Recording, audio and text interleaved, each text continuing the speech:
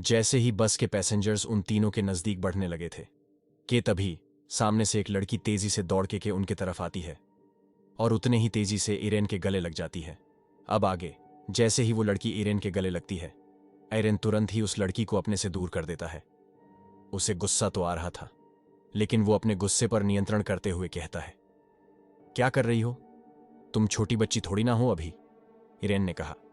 यह सुन के विपेंश को हंसी आ जाती है और वो कहता है, इरेन तुम दोनों बचपन में भी ये सब करते थे क्या? विपेंश ने कहा। यह सुन के इरेन को गुस्सा आ जाता है और वो आगे कुछ कहने ही वाला था कि तभी वो लड़की बीच में ही विपेंश से कहती है, अरे चुप रहो तुम, इसे गुस्सा मत दिलाओ, और वैसे भी इसे गुस्से में देखकर मुझे कुछ कुछ होता है, उस लड़की ने कहा। इरेन तभी मन ही मन में सोच रहा होता है, इस दिव्यांका की बच्ची को तो उस भूतिया बस में अकेले छोड़ देना चाहिए, तब आएगी इसकी अकल ठिकाने। कुछ समझती ही नहीं, गर्लफ्रेंड थोड़ी ना है ये मेरी। फिर भी सबके सामने गले लग गई। इरेन ने मन ही मन में सोचा, उस लड़की का नाम दिव्यांका था और वो इरेन की बचपन की दोस्त थी, ऐसा उसे लगता था। दिव्यांका इरेन को काफी पसंद करती थी। वो बचपन से हमेशा इरेन के आसपास मंडराते रहती थी, इसलिए इरेन को वो बिल्कुल भी पसंद नहीं थी। आगे दिव्यांका इरेन से काफी कुछ बातें करने की कोशिश किए जा रही थी, लेकिन इरेन उसकी सभी बातों को नजरअंदाज किए जा रहा था। और यहां पर सील और हार्निया की हालत खराब होने लगती है। वो देखते हैं कि सारे पैसेंजर्स उनके तरफ ही बढ़ रहे थे कि तभी उनमें से एक लड़का बाकी पैसेंजर्स को वहीं रुकने का इशारा देता है और अकेला ही उनके तरफ बढ़ने लगता है। लेकिन विपेंश ने उस लड़के को उनकी तरफ आते देख लिया था। उसे देख के ऐसा लग रहा था कि वो उस लड़के को जानता है। अगले ही पल वो लड़का सबके सामने आके खड़ा हो जाता है। तभी विपेंश उस लड़के का परिचय करवाते हुए कहता है, अरे इरेन, इससे मिलो, ये रहायक है, रिहाना का भाई। नाम थोड़ा यूनिक है ना? विपेंश ने कहा। इरेन तभी मन ही मन में सोचता है, काहे का यूनिक राक्षसों का नाम है जिसे हम अभी जिंदा जला कर आ रहे हैं। लेकिन रहायक नाम सुन के सील और हार्निया की आंखें बड़ी हो जाती हैं। उन्हें अब पूरा यकीन हो गया था कि बस के सारे लोग रहायका के ही आदमी थे और वो सब अब उन्हें जिंदा नहीं छोड़ेंगे।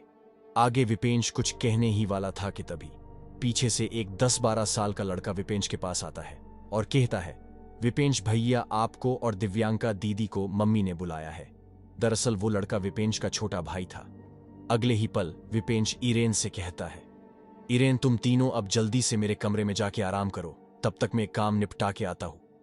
फिर विपेंश और दिव्यांका वहां से निकल जाते हैं। आगे इरेन भी हार्निया और सील को लेकर वहां से जाने ही वाला था कि तभी रहायक, जो वहीं खड़े होके उनकी बातें सुन रहा था, वो उन तीनों को बारी बारी से देखता है और कहता है, मुझे उम्मीद नहीं थी वो तुम सबको जिंदा छोड़ देगा, क्योंकि वो अपना काम खत्म होने के बाद किसी को जिंदा नहीं छोड़ता। तुम सबकी किस्मत अच्छी है, रहायक ने कहा। तभी सील उससे सहमी सी आवाज में कहता है, कौन हो तुम? और ये सब कौन है? और वो कौन था? तुम लोगों को हमसे क्या चाहिए? सील ने एक के बाद एक सवाल उससे पूछ लिए। मैं कौन हूं, वो कौन है, और हमें क्या चाहिए, ये सब तो तुम्हें जल्द ही पता चल जाएगा।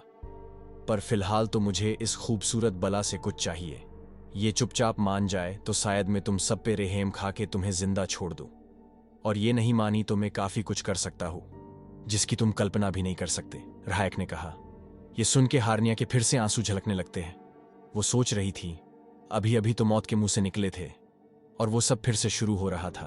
उसे समझ नहीं आ रहा था कि उसके साथ ही ऐसा क्यों हो रहा है, और अब ना तो उनके पास राख बची थी और ना ही राख देने वाला आदमी।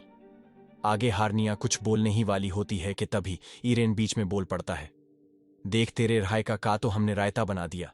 हरामखोर जलते जलते भी हंस रहा था, और अगर तूने भी हार्निया पर बुरी नजर डाली ना, तो मैं तेरी आंखें निकालकर फुटबॉल खेलूंगा या क्रिकेट, मुझे दोनों पसंद है, इरेन ने कहा। आगे रहायक बिना गुस्सा किए शांत स्वभाव में ही कहता है, इतना गुस्सा क्यों कर रहे हो? कहीं प्यार तो नहीं हो गया इससे? ठीक है, मेरा काम होने के बाद तू इसे ले जाना, बस एक रात की ही बात है, लेकिन उससे पहले तुझे मेरे पैरों में गिर के माफी मांगनी होगी। और हां, आंखें निकालकर गोटियां खेलते हैं, ना कि फुटबॉल, रहायक ने कहा। आगे इरेन इसका जवाब देते हुए कहता है, तेरी आंखों से तो मैं फुटबॉल ही खेलूंगा, पर कुछ और निकालकर गोटियां जरूर खेल सकते हैं, इरेन ने कहा। यह सुनकर रहायक भड़क जाता है और कहता है, बदतमीज कहीं के, तुम्हें क्या लगता है तुमने रहायका को मार दिया तो सब खत्म हो गया? अरे रहायका और मैं तो सिर्फ प्यादे हैं, लेकिन तब क्या होगा जब वो खुद यहां आएंगे? तब ना तो कोई राख काम आएगी और ना ही तेरी ये तीखी जुबान, लेकिन उनकी जरूरत नहीं पड़ेगी। तुम जैसे दो कोड़ी के इंसानों के लिए तो मैं ही काफी हूं, रहायक ने गुस्से में कहा। आगे इरेन कहता है, ठीक है, जो होगा सो देखा जाएगा, लेकिन तेरे और बस ड्राइवर के लिए मेरे पास एक सुझाव है। तुम दोनों ज्यादा मुस्कुराया मत करो, वरना ये सील को बहुत गुस्सा आ रहा है। ये ना तुम दोनों के। इतना कहते कहते इरेन चुप हो जाता है और अगले ही पल हार्निया और सील को लेकर वहां से निकलने लगता है। उन्हें जाता देख रहायक और बस ड्राइवर दोनों मुस्कुराने लगते हैं, जैसे उन्हें भी सील